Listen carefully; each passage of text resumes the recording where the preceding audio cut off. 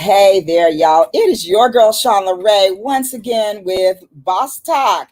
Happy Wednesday, and I hope you guys are doing great out there. It is hump day. We are right in the middle. And so I want to know what you are doing to prepare for the weekend, because this is a big weekend coming up. It's a long weekend. We get to spend a little extra time having fun this weekend. So let me know what your plans are.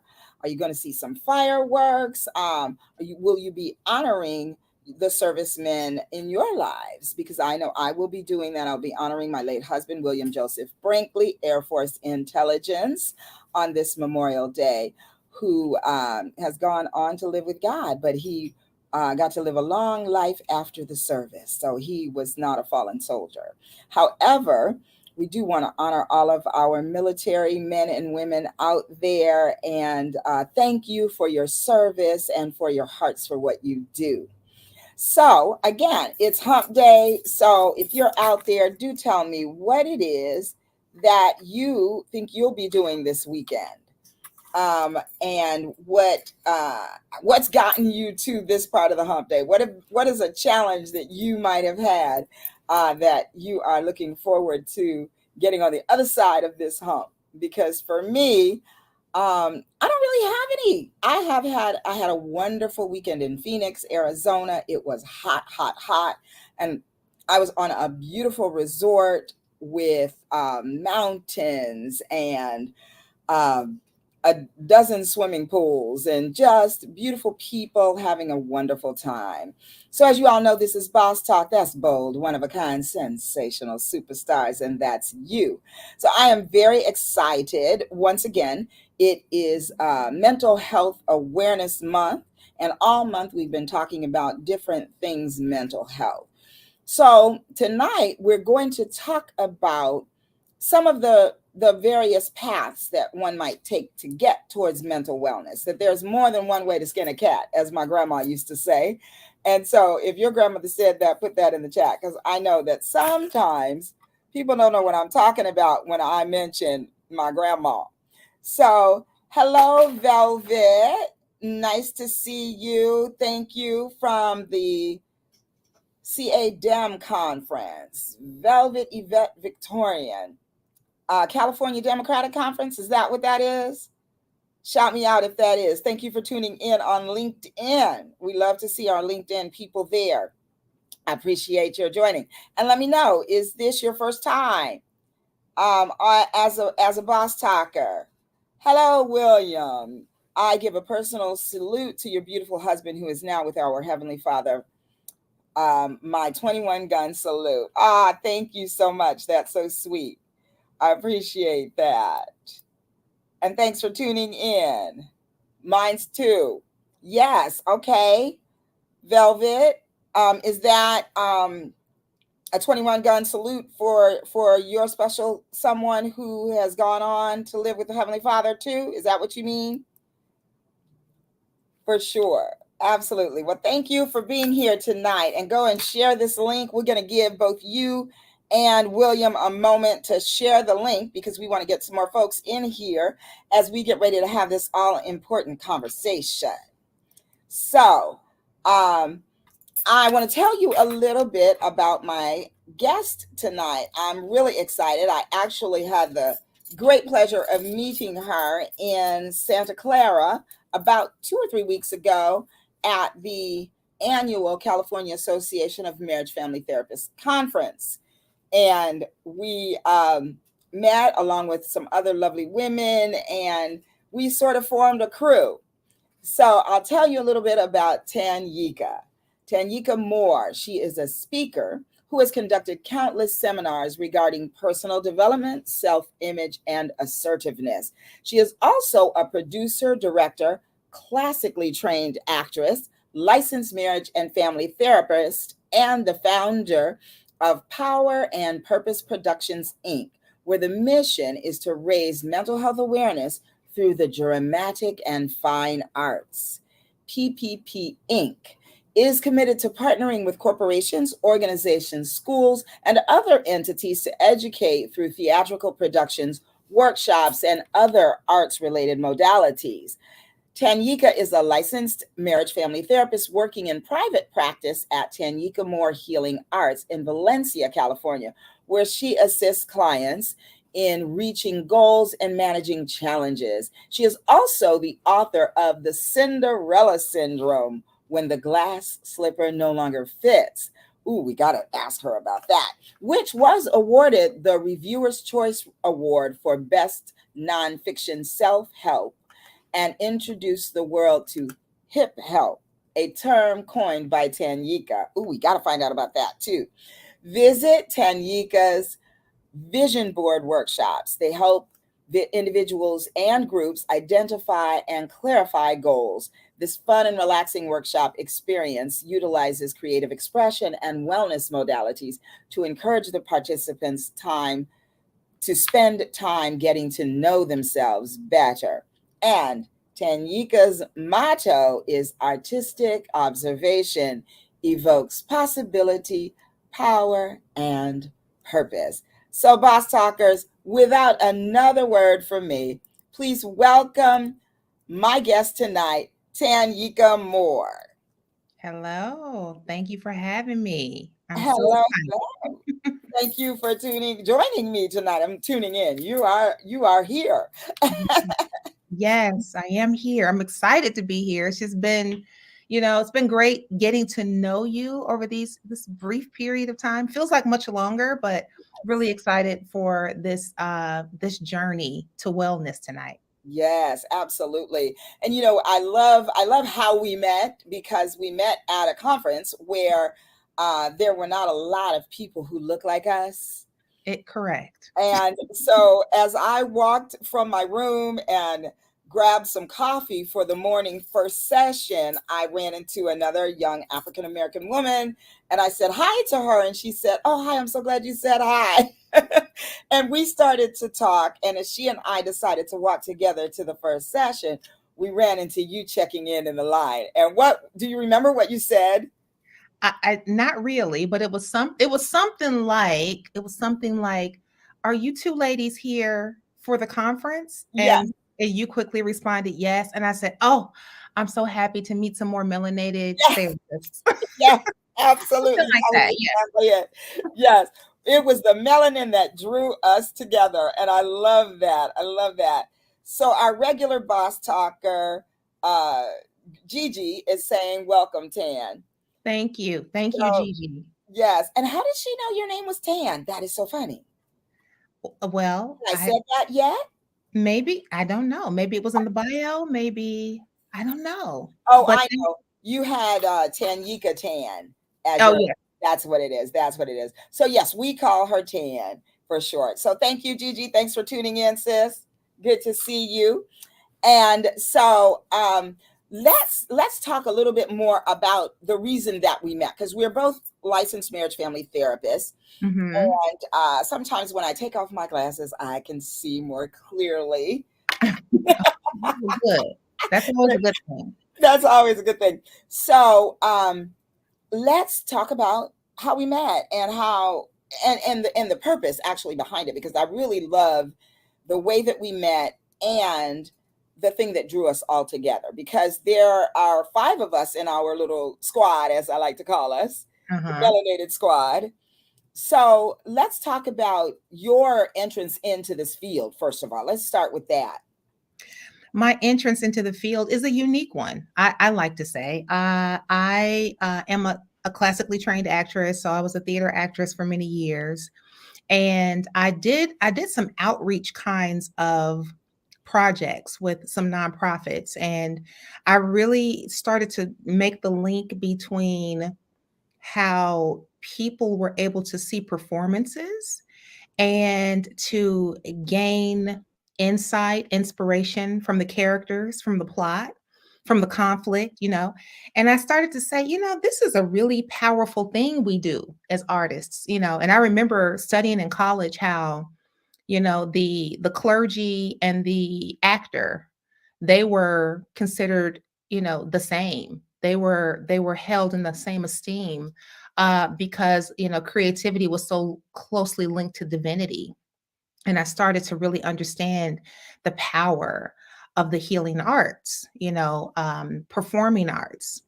And I don't know, I just became curious. And so from that, I really said, how do I help people? How do I do this in a way where I can really help people? And from that, the nonprofit was born. And then also the next step, after like going to workshops with other therapists and talking to other clinicians, I said, I would really love to be in this field, to help people in this capacity. So that is kind of where it all started about 12 years ago. I love that story. And interestingly, I think we've been in the profession about the same amount of time because Ah, I went to school, I believe in 2010, graduated in 2012, and started the therapy journey. So, and then got licensed in 2017. okay. Yeah. Wonderful. And know everyone out there who's interested in the field, it does not take everyone 5 years to get licensed. It took me that long because I was busy traveling and having lots and lots of fun and did not want to sit down and study. So that's the truth of it all. Yeah, it does happen that way. I honestly took some time off too during, the intern in our journey as therapists. You have to do intern hours and you have to get quite a few intern Yes, hours. indeed. So I took a break. I took a year off and I worked at the Pasadena Playhouse, Oh, um, wow. in the education and outreach department because I love theater, all things theater. And once I was done there, I went back to all things therapy and continued my hours and continued, learning and, eventually getting licensed. Yeah, I love that. I love how you made the connection between the arts and the therapeutic journey because I too have a background in the arts and have a love of all things theater and music and all of that arts. And I Yes. love how it's such a blessing, don't you think, to get to use what you love with what you love. So we've been able to marry the two loves, the therapeutic mental health piece with other ways to approach it. And that's kind of what I wanted to talk about tonight as well is, like I said, there are many ways to solve a problem. And a lot of times when there's a mental health issue, it can be a problem. It can because it can show up in various areas of our lives and shift how we view things and all of that. So your vision came from seeing the connection in some of the work that you were doing, not even as a therapist. And so I love that you took the challenge and decided I want to take this to the next level and went back to school and did the work as we know that it wasn't a walk in the park. It was real work. Yeah, it was real work. And shout out to Joan Lipkin at that Uppity Theater Company, which is where I started this journey. Joan Lipkin is a force. Mm, And she's in St. Louis, where I lived for 8 years before moving to Los Angeles. And her whole mission in life was to do things theatrically that people didn't want to talk about, right? She mm, entertained them and educated them at the same time. And I was fortunate enough to be on that journey with her. She had a show called The Disability Project it was a whole play about challenges in the workforce with people who had disabilities. wow. She did one called The Diversity Project, and she just called them things like that: the Diversity Project, the Disability Project. Where it was like, speaking to the things that we all really need to be talking about, but sometimes we don't want to talk about because it's not terribly comfortable and we don't want to step on people's toes. We want to say the right thing. We want to be totally PC. She is not concerned with being PC. And that too is the beauty of the arts because we can push the envelope. We can tell stories in creative ways and sometimes creatively controversial ways. Yes. That is the beauty of being able to be in that arts space, right? We have more rules that we have to adhere to in the marriage and family therapy world, but there's still great opportunity for creative healing in this field, which we can talk about in a little bit. Yes, I love that so much. And Gigi says, I never thought of acting as a healing art, but it actually does make sense. So wonderful. Absolutely. Yes. Oh my gosh, Gigi, I'm so glad you said that. Because listen, think about how many movies we've watched over and over again and the feeling that we have, right? Yeah. After the movie, how we feel before, how we feel after. And the reality is when we think about two art forms, and that would be television slash film and music, the transformative power of those two, right? Those two beautiful creative expressions. You can put on a song and feel low, and then when it's over you're dancing and you feel excited. And movies have that same kind of energy to kind of pull you in, bring you along on the suspension of disbelief, and create this world for you to live in for 2 hours or for 30 minutes or Yes, whatever the case may be. And when you leave, you feel hopeful, you feel transformed, you feel emotional, you feel whatever you feel. And so in that way, it is very healing. absolutely. And you know what else? I just thought of something when you talked about the music and feeling low and turning it on and then feeling awakened. But how many times from teenage years to now have you maybe had a breakup or had a argument with someone and felt really low and wanted to feel that pain and that, so you played all the sad songs that you could possibly think of. Yeah. And even in that space, it may not lift you up in spirit in that way, but there's a certain feeling of kinship and camaraderie that comes from listening to miserable music when you feel miserable, and Mhm. allowing yourself that space and permission to just feel what you feel and be okay with it non-apologetically. And I love even that option with the music and the theater and the art of it all. And Yes. how many times have we gone on journeys with these characters?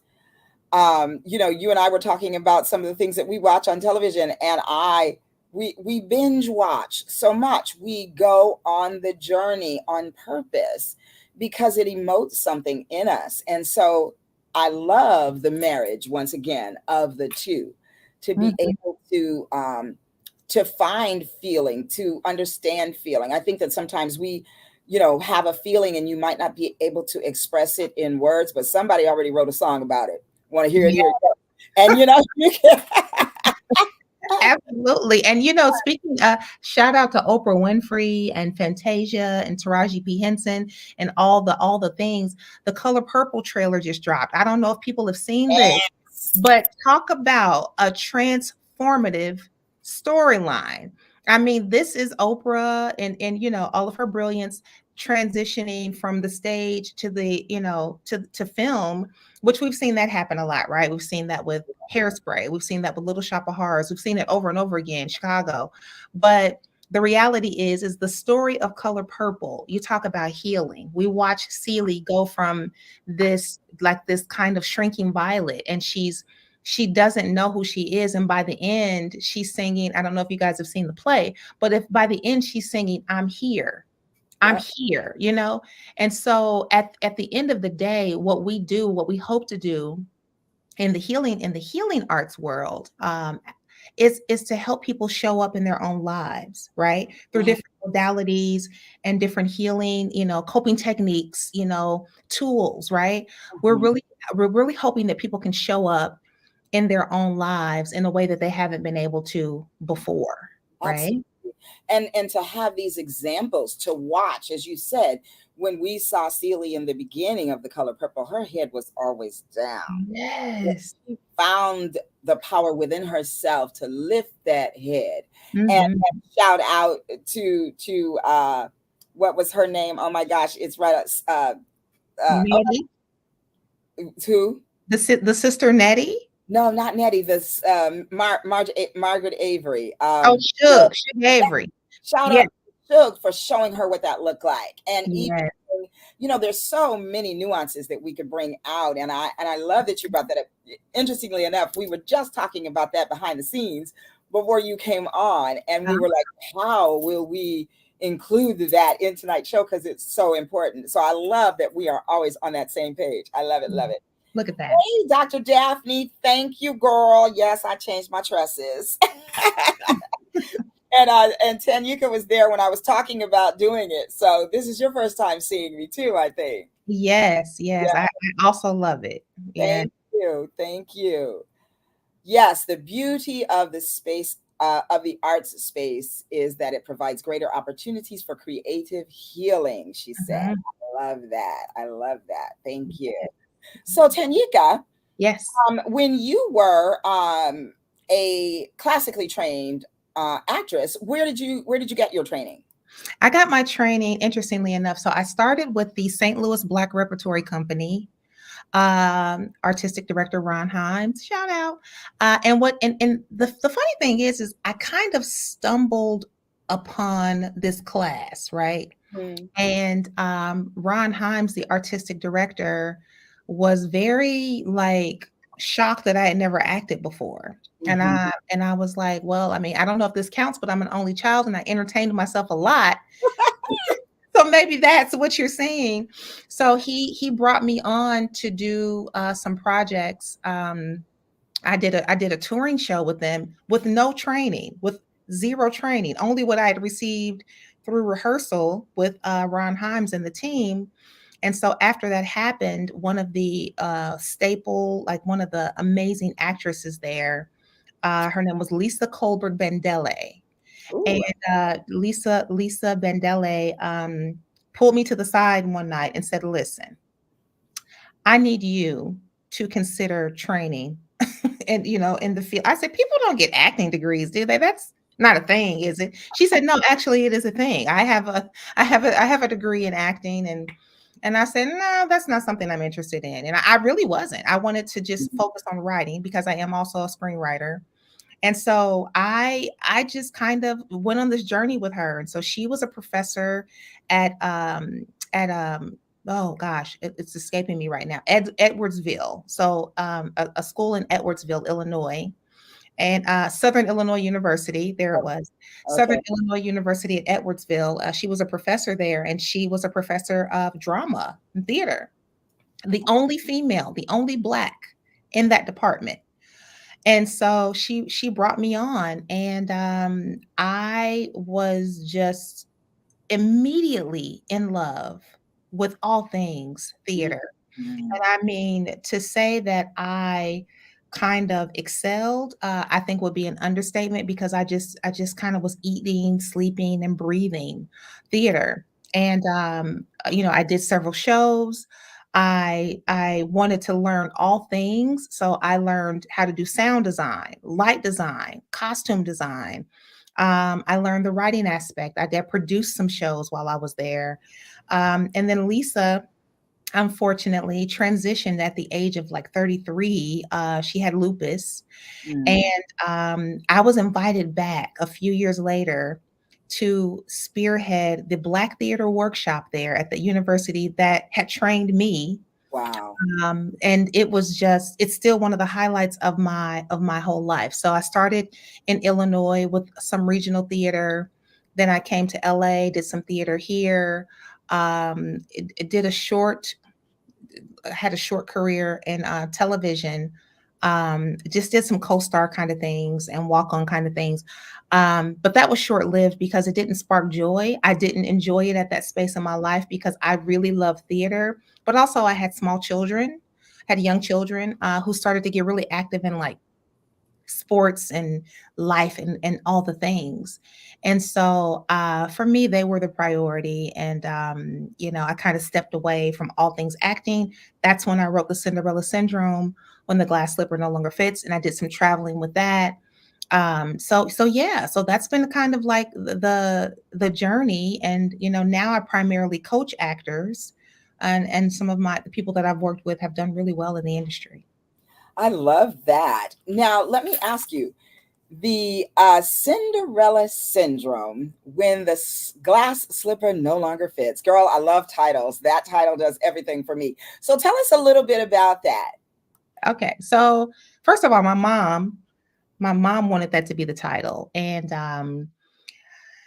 the reality is, I adore my mother, and so I wanted her to be a part of that book, in all ways that she could, and the title spoke to me as well. I thought, I love Cinderella, and so for me, the original narrative was, if when you think about Cinderella, this idea of her trying on the shoe, right? And the shoe fitting. And because the shoe fit, then she was chosen, right? It's like a lot of times we're waiting to be chosen. A lot of our validation comes from external sources. And while that's it's a cute fairy tale and it's one of the classics.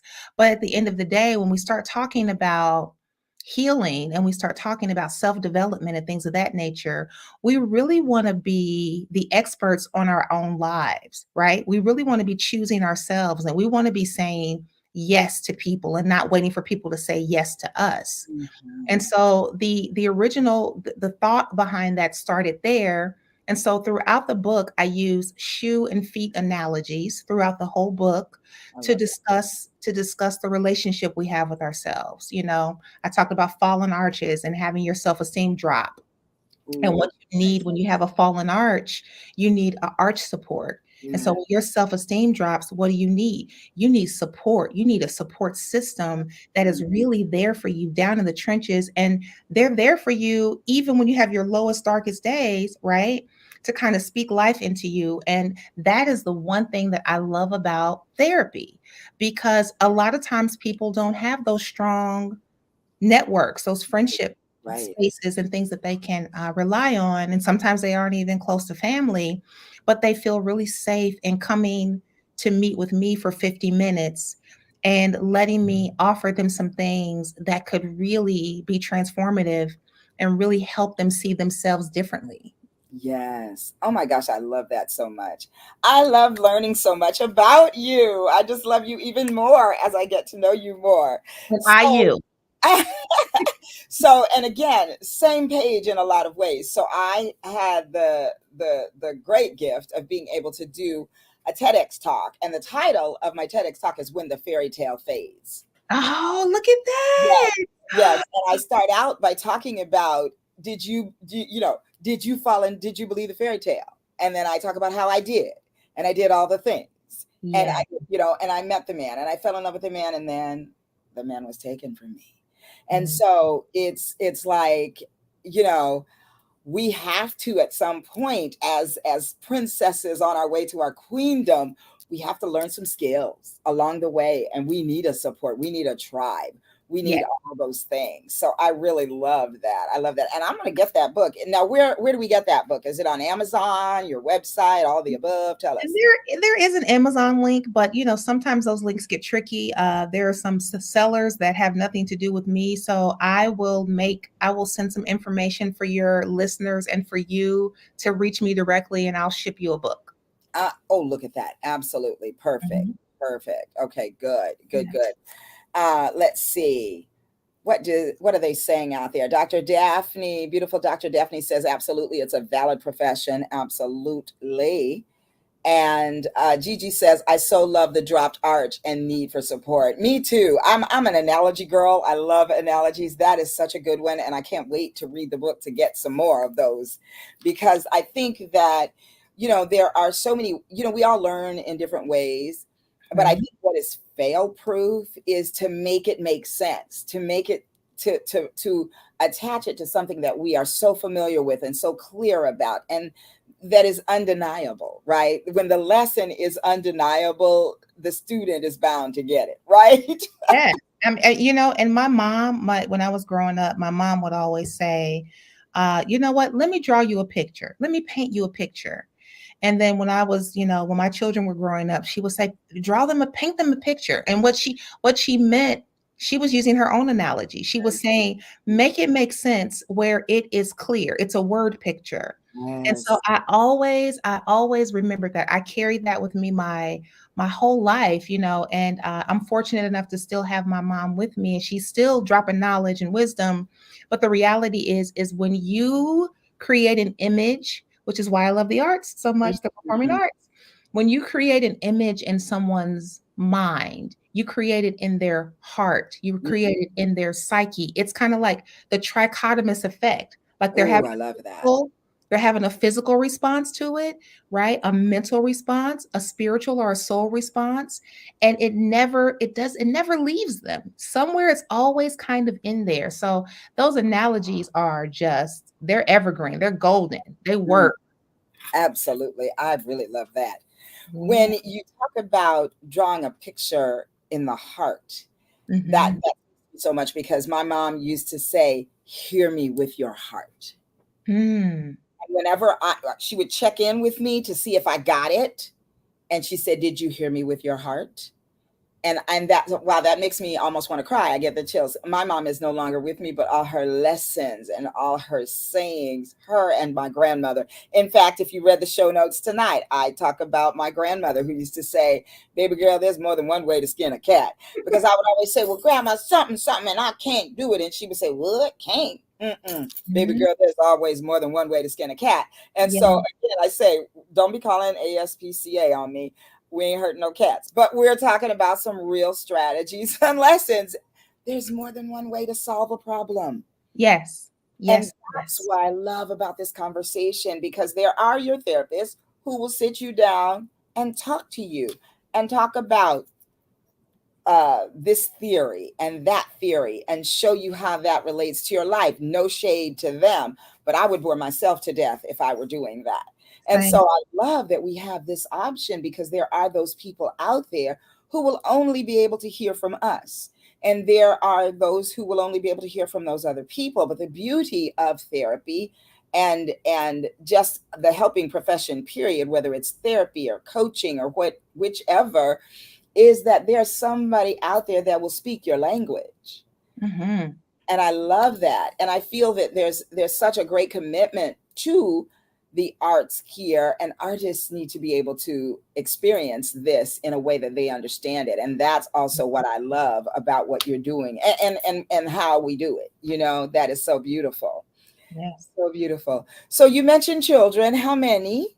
Two, a girl and a boy. You make Yes. it Yes. They're just, I know everybody thinks their kids are great, but when I tell you I like them as much as I love them, they're just sad. they're great human beings. And they are, they're the inspiration for a lot of the things that I do, most things that I do.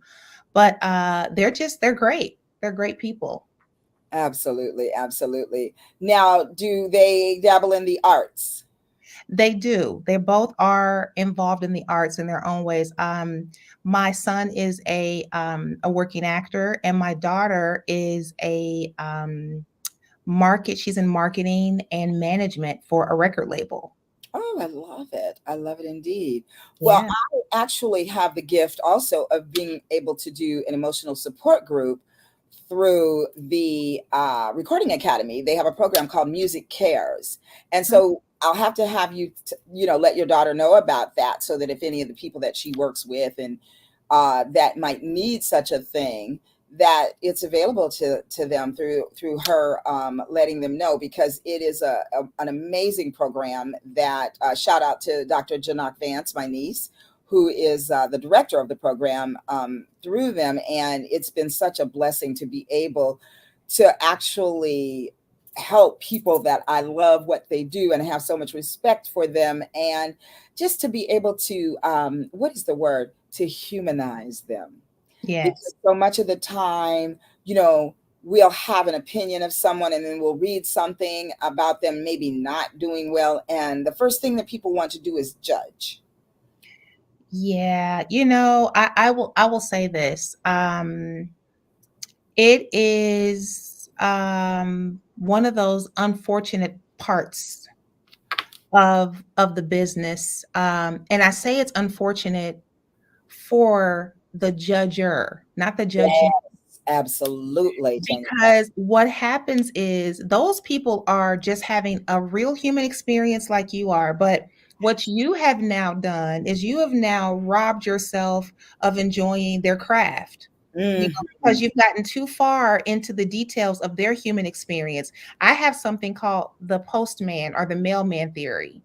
And my mailman theory is, if you found out that your mailman was doing some unsavory things, he or she, you would still want your mail delivered, Come right? on now. Ha! So at the end of the day, these artists who are having human moments where we're ready to cancel them, and cancel culture is disgusting. It I'm is gonna so say disgusting. it's disgusting because who are have you not made a mistake lately? Have Tell you us. not?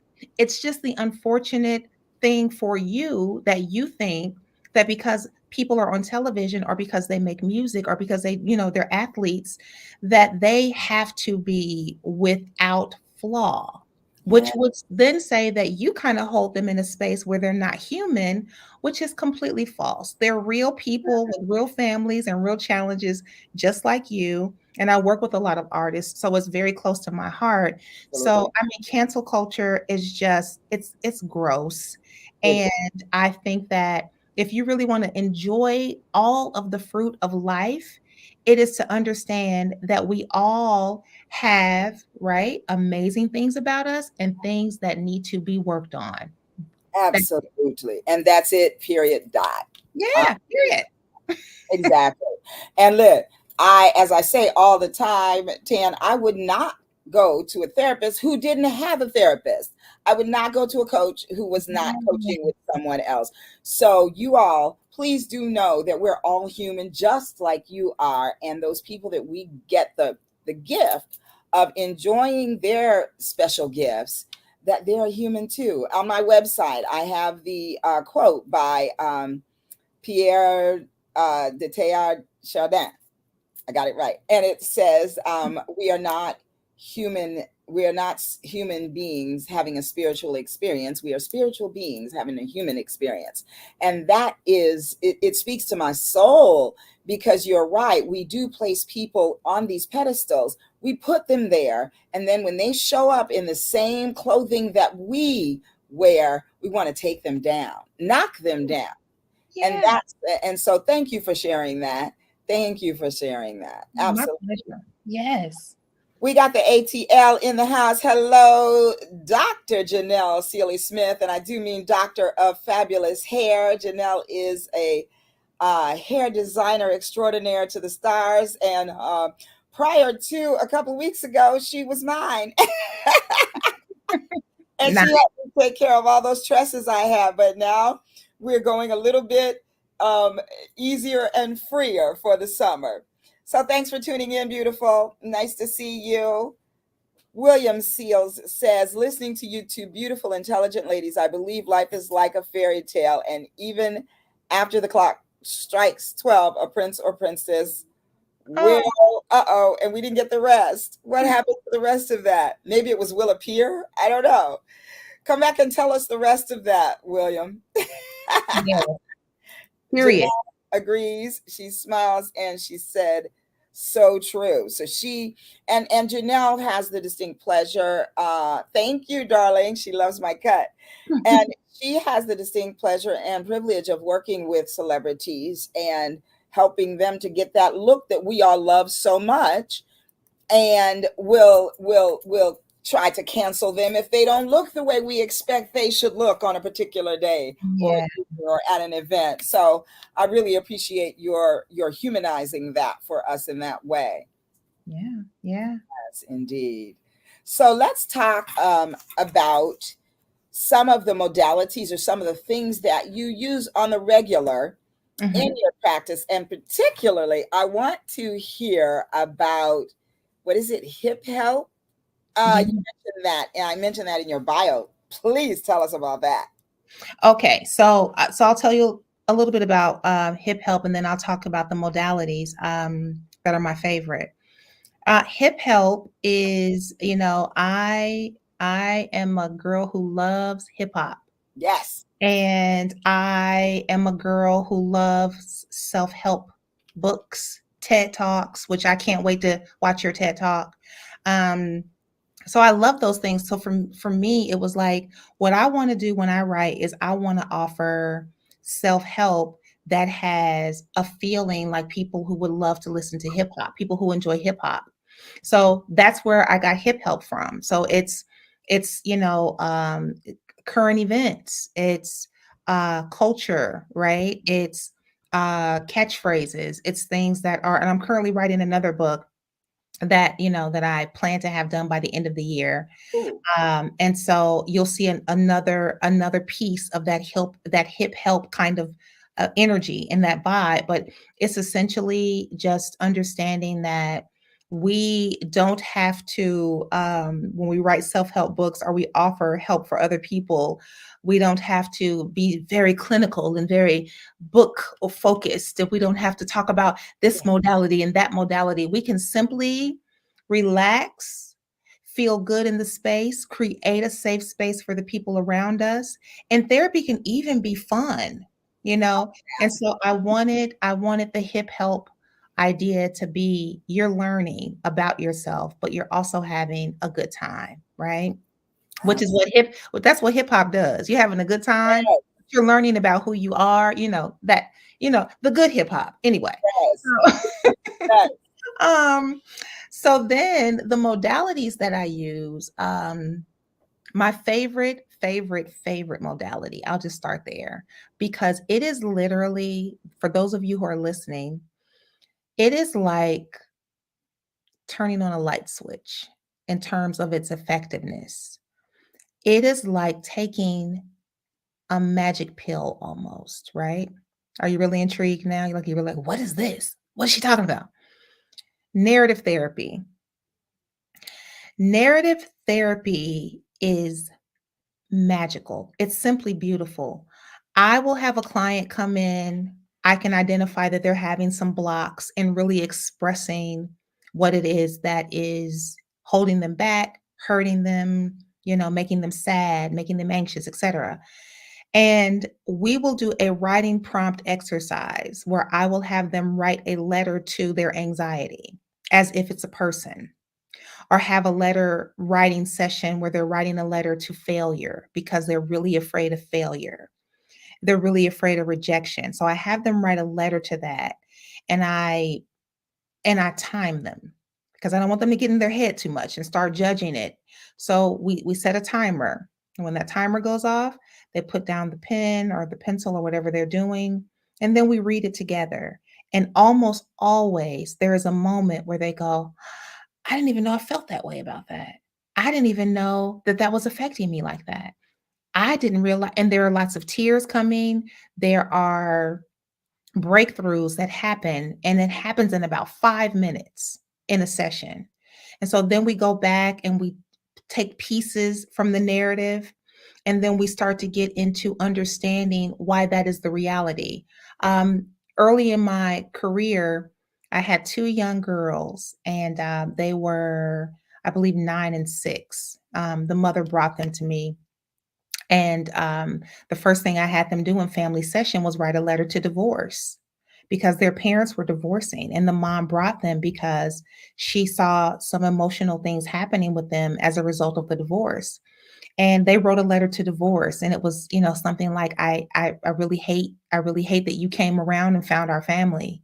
I really hate that you even exist. And I wish you would go away and never come back. But we started to talk about those things, like, why do you feel that you're sad about it, and obviously, right, you can make assumptions and go, it's obvious why they're sad, but the stuff that they say would really shock you. And so from that we kind of open up a different discussion about, oh, you feel like that. Well, how have you felt when you talk about it with your mom? How are you feeling about it when you talk about it with me? And by the end of it, they go, wow, I didn't even know that that was in there, that was in there, that was in there. And the writing is literally a mirror. It's so honest. You write it out. The written word is very powerful. And you look at what you wrote, you're looking at yourself in an honest, non judgmental way. So, a lot of times we will then engage in restorying, which is Mm, rewriting the narrative, right? Which is like, oh, this is the narrative that you first like held as like your reality. But mm, now let's go in and really look at what's true. yeah. What's more true Oh than my. what you have here? So then we get into the restorying. And then a lot of times, what we'll do from the restoring space is we'll do like a little fictitious kind of thing where they write a story about someone who kind of looks like them but has a different name and lives in a different town. And what would they do? So it just creating a space where they can tell a story about the things that are happening internally, emotionally, without the self critique. Yes. Oh my gosh, I love that. Thank you so much for sharing that. Now, Yeah. you all heard that. If you are in search of a therapist and any of this resonates with you, which I can't imagine why it would not, then call Tan. Call Tan. She has those are wonderful uh, modalities. I can't even think of the word. I really love the way you shared that and the way that you broke it down so that we could see it. I could almost see them writing the story. I could almost see the things that they will say. And I know you're so right that we always think that of course they hate it. Of course they don't want it to find their families, but children are so creative and so wise beyond their years, and they have some very unique ways of looking at things that Mhm. actually help us as adults, that could really help us as adults connect with our feelings and how we're feeling or thinking about a certain thing. So Yeah. I love that. And I've never asked any of my children to write a letter to divorce. Yeah. That is really really brilliant. I love that. Yeah. Let's see what uh Dana Ramos says. Writing therapy sounds amazing. Absolutely. Absolutely. I love that. I love that. So tell us, well, you practice in Valencia, San Mhm. Francisco area. Okay. And Yeah. do you do telehealth as well? I right now I'm 100% virtual. Oh, okay. I do still have an office space there, but I am usually doing it like we're doing this, and you know what I found, which I was shocked, is that clients actually do a better job of making appointments on time, of being consistent with appointments when it's virtual because when I was in the office, like majority of the time, traffic could get in the way, getting stuck at work could get in the way, anything. But now it's like they can Yeah. do it with the app that I have. They can do it from their phone. They can do it from their laptop. They can do it in the office. They can do it at home. I have one client who had a big family and she was doing it in the closet because she was she had a big closet, but it was like everybody she had a lot of children and some blended family and some other relatives living there, and it was like that was a place where she would go, and it was very, very quiet. Mhm. So I love virtual. I love it so much because it just really frees everyone up to get Yeah. the help they need and the support they need no matter where they are. Right. I love it. I love it as an option. I am go into the office kind of a girl. I was losing my mind at the end of COVID. I needed to get out of the house. And so I found my office. I love my office, and but I love that my clients have the option. I have clients who have been virtual from the beginning. Today I got a text message from them. Hey, can we come into the office on Friday? Don't know, maybe we'll come for moving forward in person, but I know definitely this week my wife wants to come in person. Right. Absolutely, we are here. Yeah. Other times they want to be virtual. I have had people who see me on their lunch hour and they go get in their car during Mhm. their lunch hour, and they go, and some people close the office door Yeah. and see me during lunch hour. And I've had to say, okay, no, no, no, no, you got to pull over because we're not driving to the Piggly Wiggly, which you drive. We're No, not. no, no, no. No. We don't So do we that. sometimes have to set those virtual boundaries because it can get a little too easy. Yes, yes, yes. And we do not do that. If I find that a person is in their car, my first question is always, "Are you driving or are Yeah. you parked?" I mean, because I can usually see. And if they're driving, I want to respect the fact that they're committed to their therapy. But Hmm. it's like, okay, please turn off your camera because my camera will be off, and I would like for your camera to be off. And as soon as you can, please get to a parking space because it's really hard to focus on therapy and drive and pay attention to other drivers and all of that. But, there are times when it happens. So, Right, right. Well, yeah. I've had to do well, in fact, just for myself, even I got my hair cut 2 weeks ago, and it ran up against my therapy appointment, and I had to. I told her 15 minutes, 15 minutes. She goes, okay. And then when I said I can do it in the car, and she was like, yes, in the parking lot. And so I had to wait and do my therapy, and then hightail it back to the office to do boss talk. So, Yeah.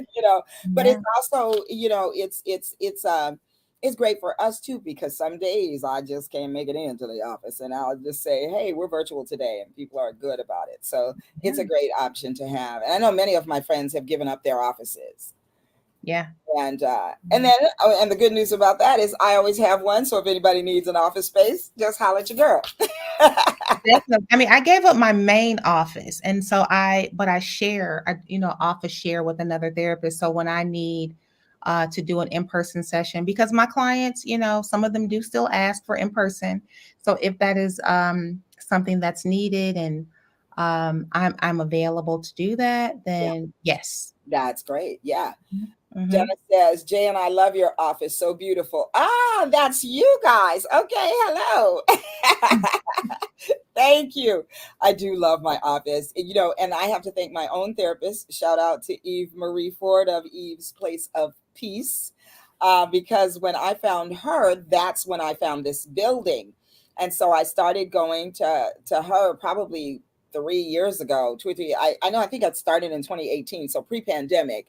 Started Mm-hmm. going to her and was coming to this office space. And when um, at the time I was working in Tarzana out of a house, which I loved and which was my goal. I always wanted to do therapy in a house. And then when the pandemic ended and that was no longer an option, I was telling her, and I said, "Oh, this friend of mine told me to come and look at his office down on Ventura. He found he had four suite office for $2,500." And she said, "Yes, that's nice, but I would advise you maybe." No, she said, "But I would invite you to take a look here first." And I was like, "Oh, okay."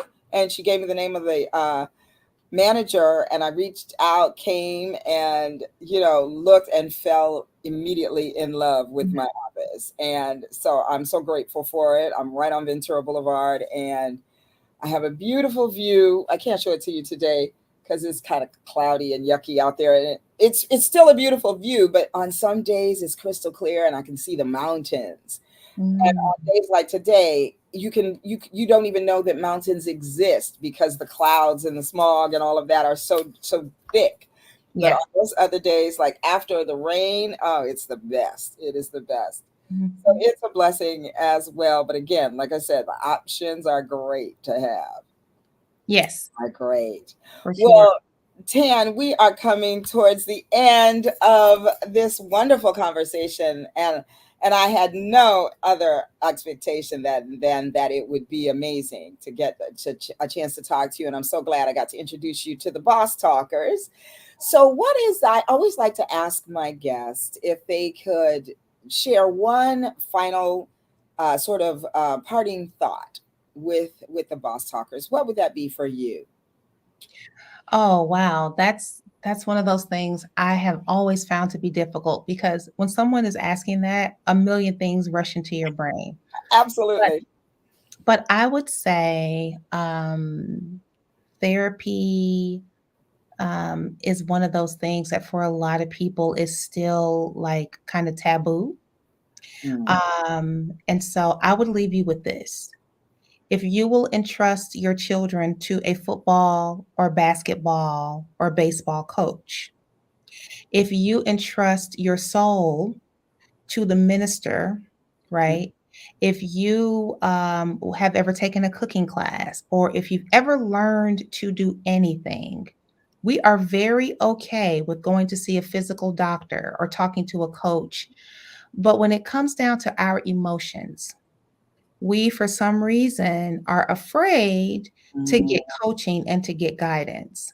And so I would just say to the listeners, as a parting thought, I would say if you entrust a coach with anything else this year, please entrust your emotions with a professional. Even if you do one session or two or three sessions, you're going to be just blown away at how much insight you gain to figure out how to have a better relationship with yourself. Because at the core of it, that's really what it's all about. It's coaching. It's not deciding, it's not telling you, it's not identifying.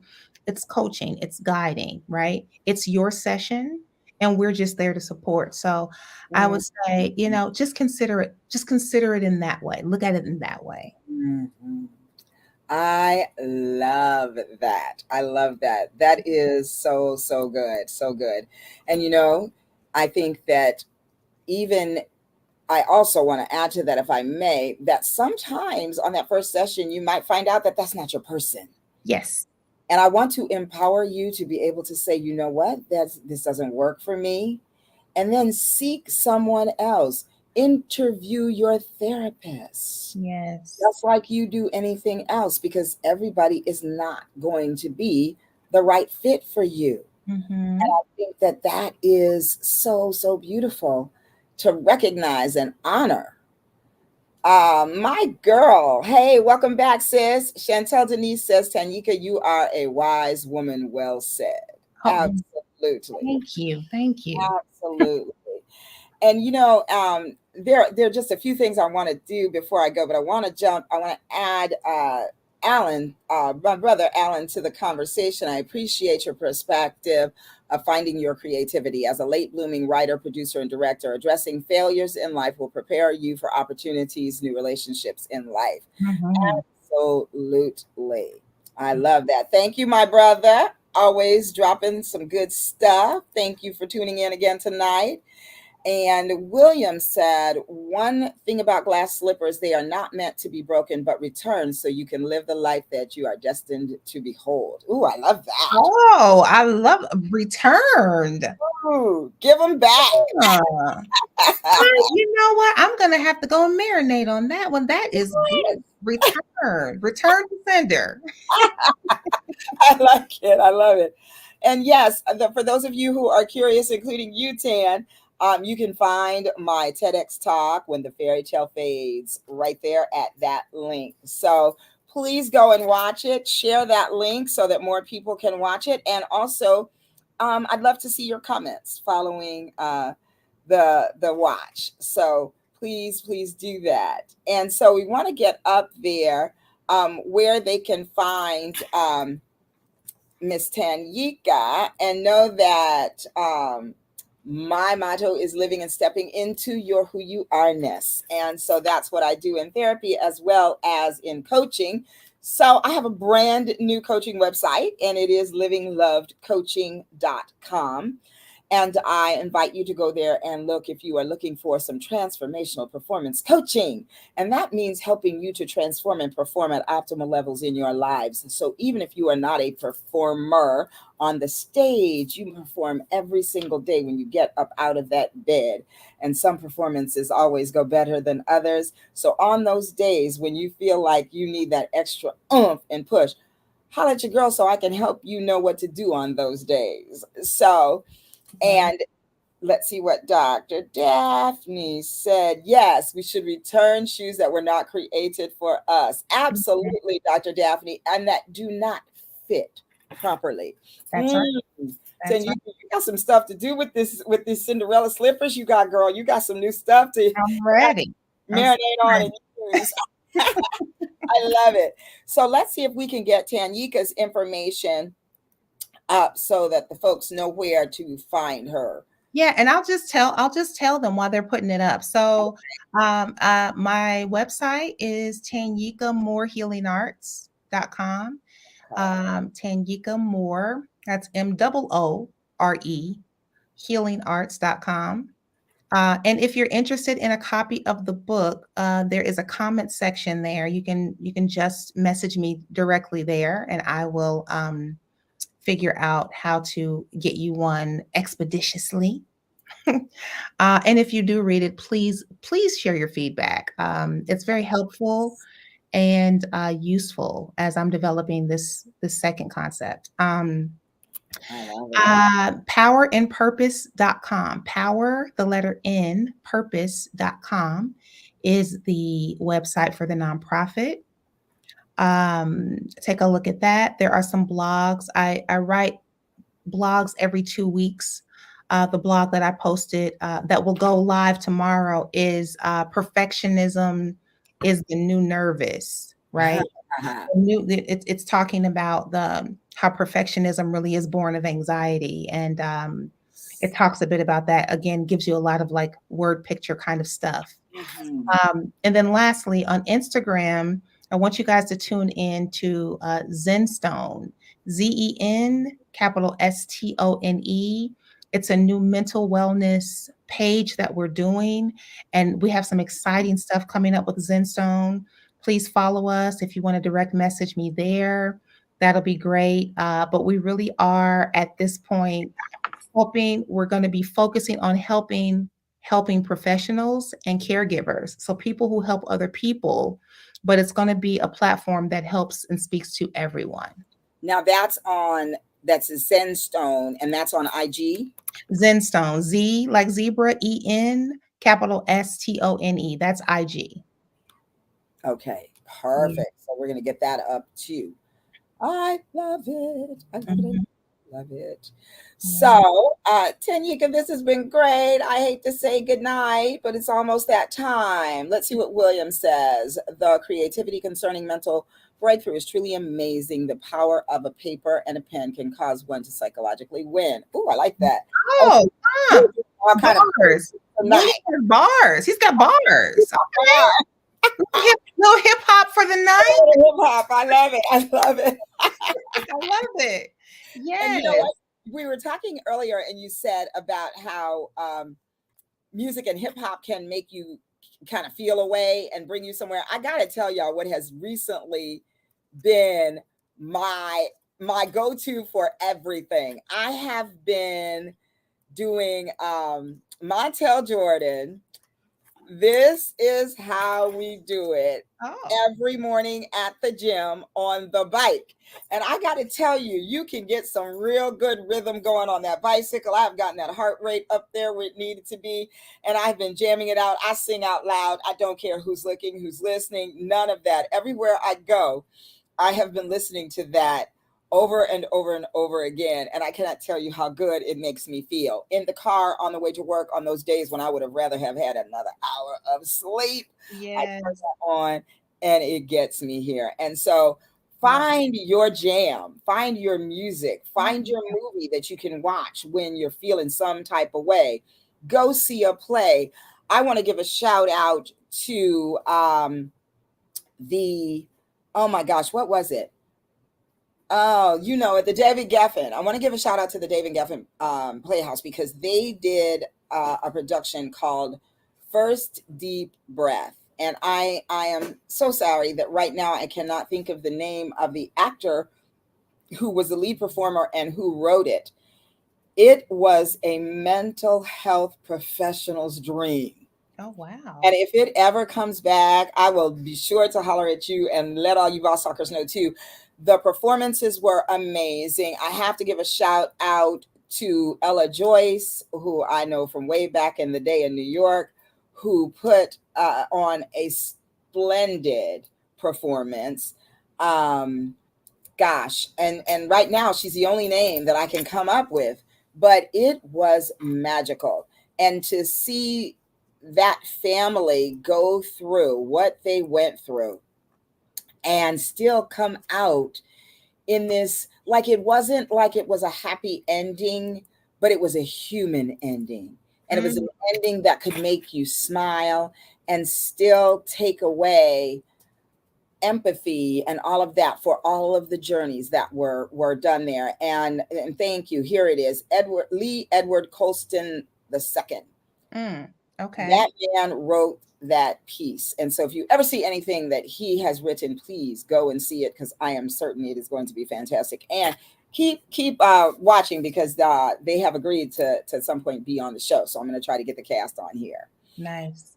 So one last time, Tanika, thank you, thank you, thank you. We're going to put your stuff back up and we're going to go out on that. So y'all know that this has been Boss Talk with your girl, Sean LeRae. And that is bold, one of a kind, sensational superstars. And that's you. And we'll see you again next Wednesday at 6 o'clock Pacific Standard Time.